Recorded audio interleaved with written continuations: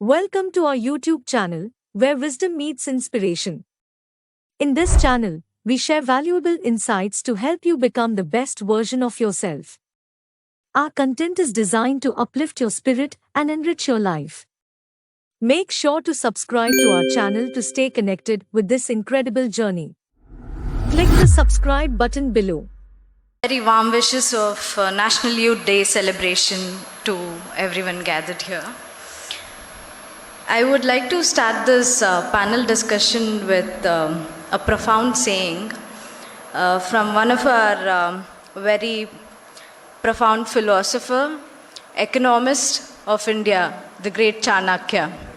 He said, Swadesho pujyate raja, vidwan sarvatra pujyate. So, which says, a king is worshipped, a king is respected, a king is prioritized in his own country, but whereas a vidwan, a knowledgeable person, is being wanted in every other country, every other place. So the knowledge has that power, the knowledge has that capacity.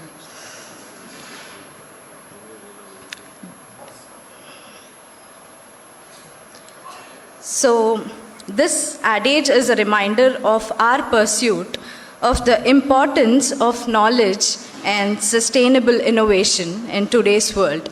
So, as you all know, I'm from a sustainable background. I would like to emphasize today's talk on sustainability.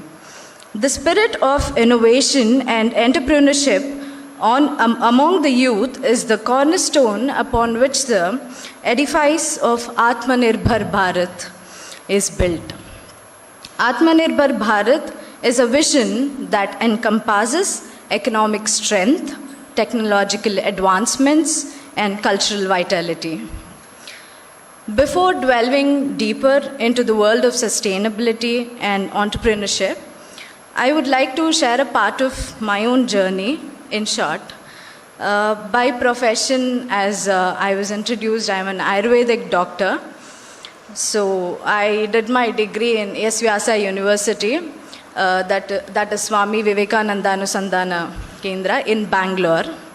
So Ayurveda and my college, where I come from, has given me a very great understanding about delicate balance of life and nature.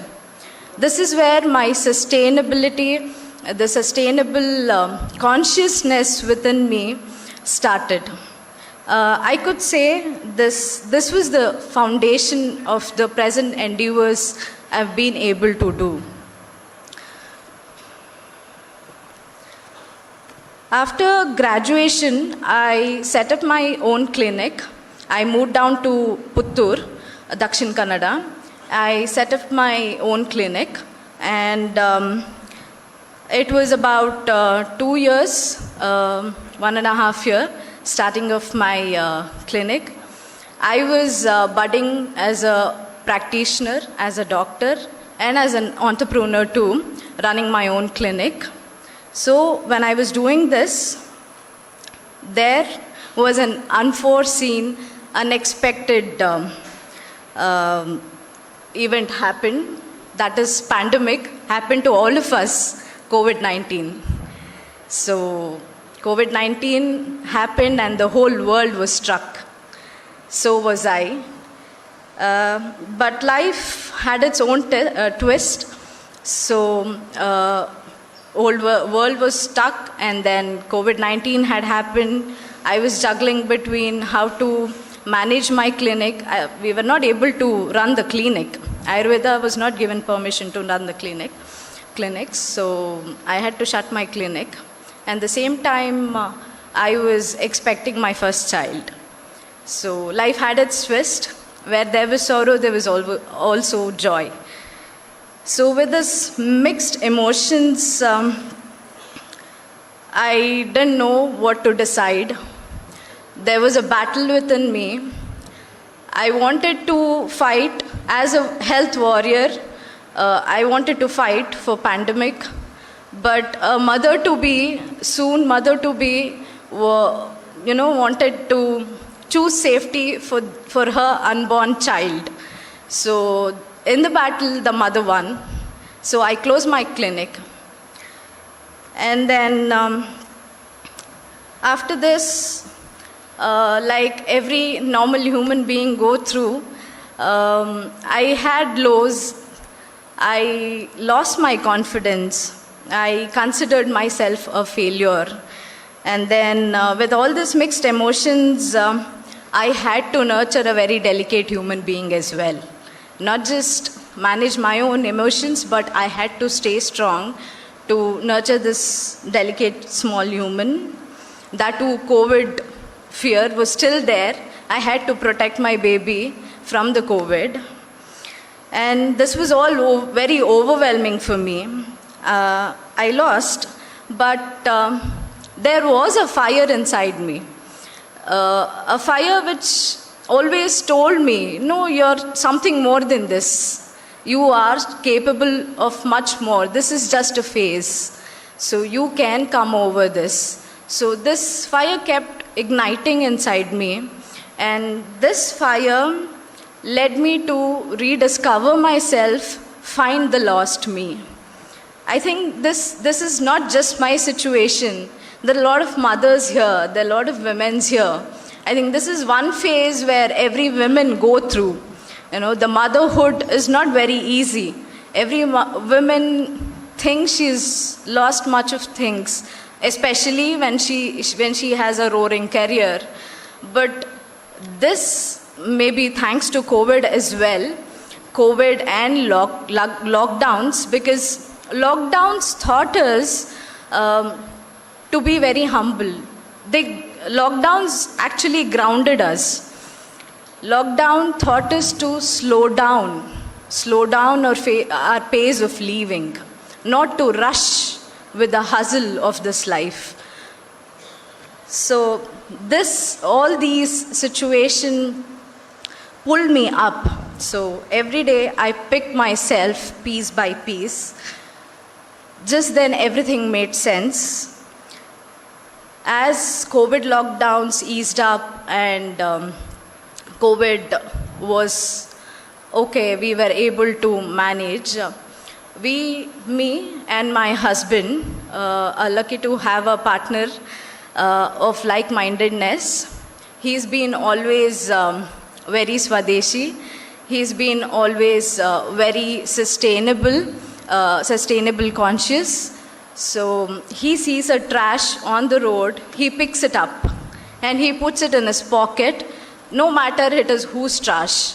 He sees a plastic trash, he sees other trash on the road or anywhere else littered around, he just picks it up without any question, puts it in his pocket, puts it in his car and goes home, throws it in a dustbin.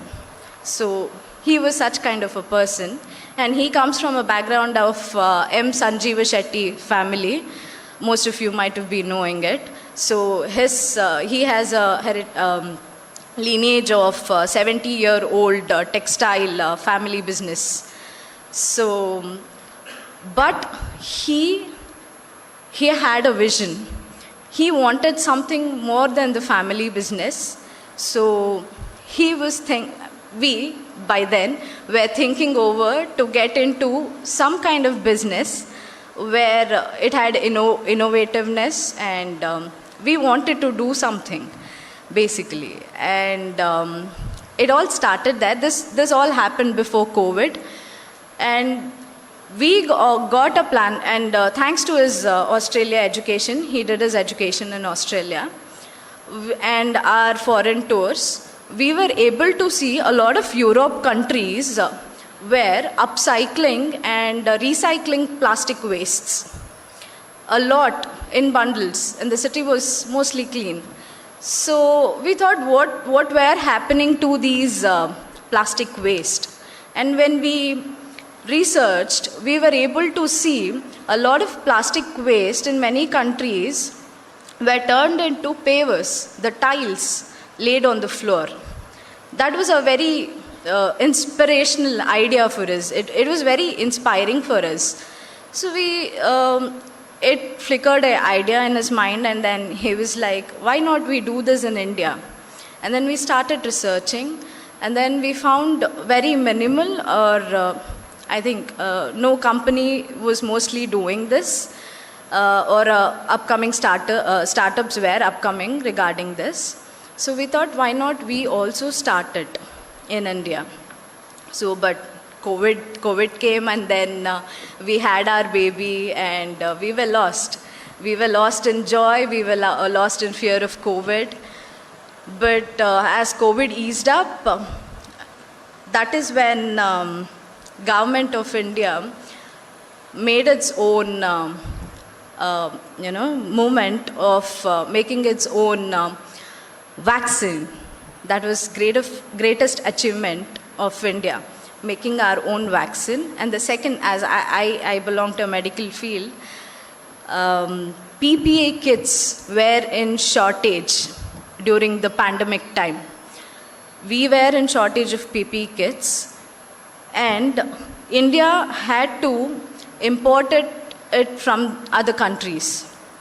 So then we had a lot of difficulties. It's a long topic again. We had a lot of other difficulties.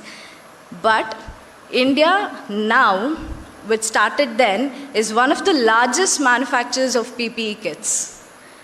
So when I talk about India, who is this India? It is us. It is us, the youths, who were able to do it, who were able to achieve this in India when there was nothing.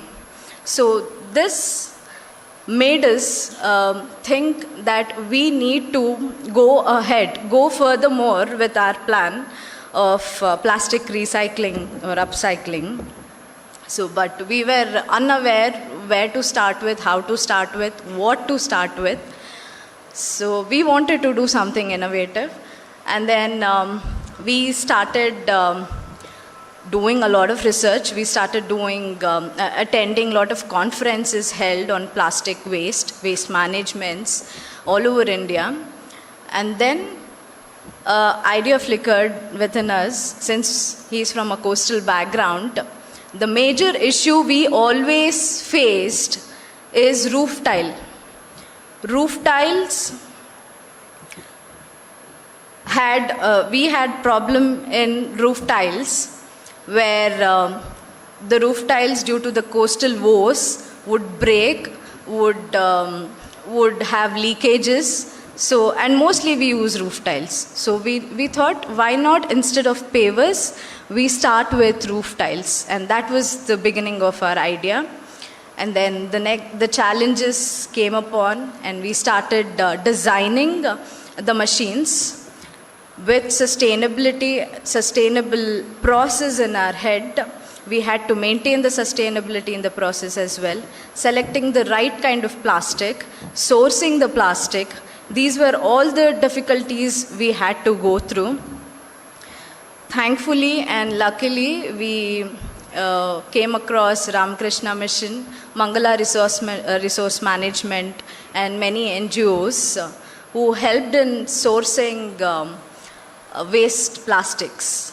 So once we had set with all the needed sourcing, designing, machine designing, we have started with our production from June 2023 of this year.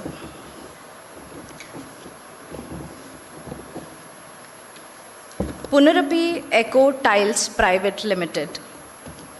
This is about embracing and revival of our age-old practice, Swadeshi. Punarapi. Why is the name Punarapi? Punarapi means Punaha Api. So Punaha is again, and Api is furthermore, which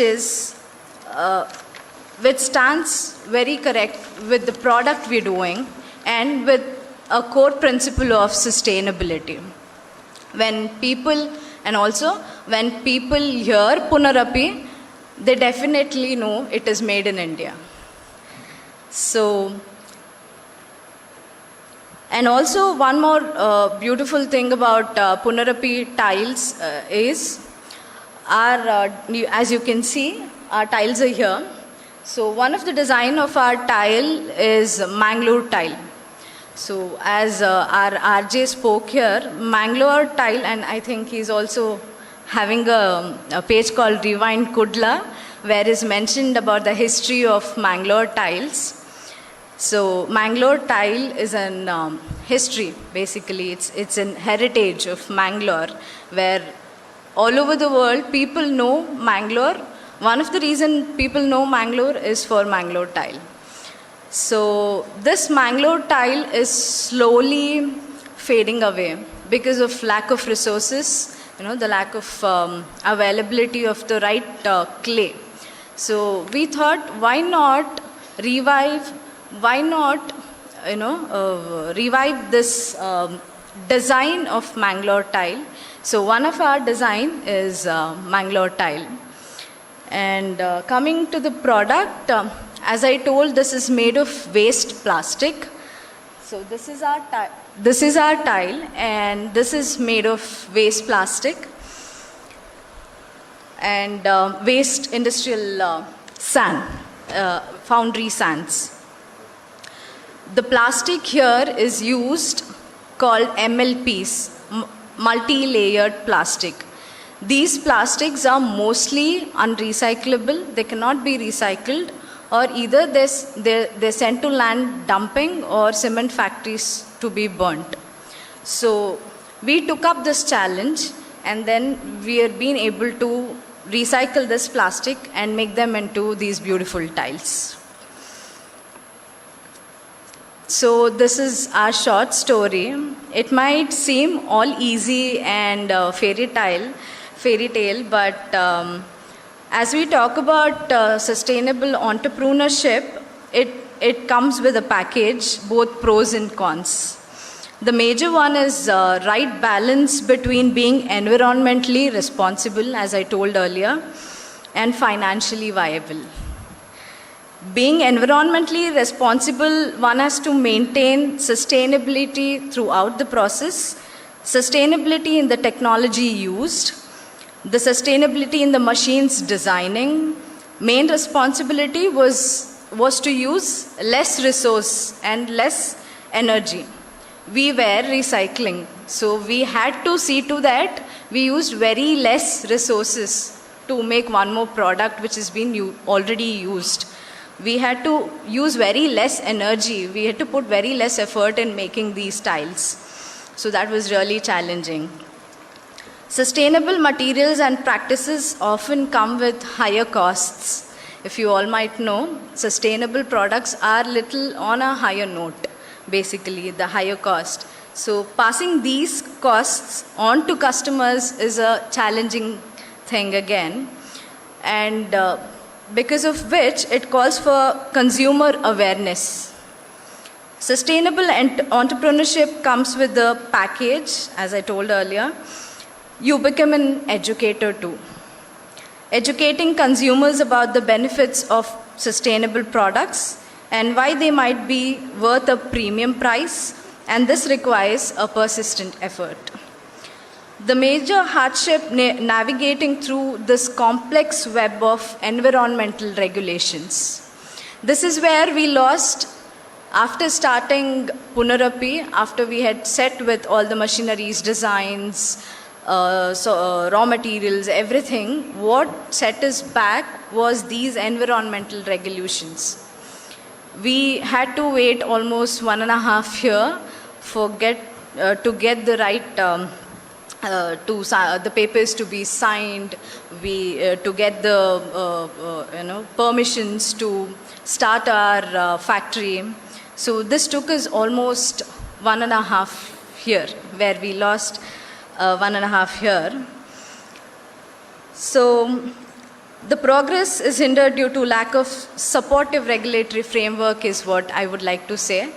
I would like to say if government would recognize such noble works and ease up the paperworks and let us happen it fast, so it would be much appreciative. Sourcing the waste materials, as I told earlier, we did not face much of an issue because sourcing waste materials and waste management is a big task and a very tedious task on its own. And we were lucky enough to have encountered Mangala Resource Management, and very thankful to them. So, and also Ramakrishna Mission, who is connected to it. A big thanks to them. So after all these hardships, there might be doubt in you all young minds. So should we take up entrepreneurship and sustainability after hearing to all these hardships? Is it easy? Can we go forward with this? But I say, people usually ask, is there future in sustainable entrepreneurship? What I say is, there is no future without sustainability. Sustainability is future. Sustainable entrepreneurship is intertwined with evolving global landscape of environmental consciousness, technological advancements, and circular economy, where waste is minimized and resources are reused and recycled. And also sustainable entrepreneurship takes up challenges like climate change, resource scarcity, biodiversity loss, and drive innovativeness in youth minds. So in short, I would request all students, rather everyone here, the young minds come with very massive capabilities. So I ask you all to push yourself towards sustainability startups. Please involve yourself in a lot of sustainable movements and sustainable programs. Look around in your community. See if there is a need for sustainable progress, a sustainable innovation. Think over it, because you are capable of it. So I would like to conclude this session with one more saying of Chanakya again.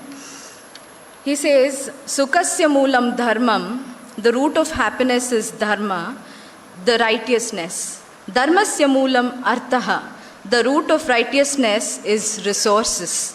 So arthasya moolam rajyam, root of resource is governance. Rajasya moolam indriya jayaha. So root of governance is self-discipline. This is so beautifully encapsulates the concept of balanced and sustainable life, where resource management, ethical governance, and personal discipline are interconnected. So thank you for your attention. Let us all strive towards a very sustainable and prosperous India, Atmanirbhar Bharat. Thank you, Dr. Harini Suraj. Become Swami Vivekananda's messenger. Share the video with 3 of your friends.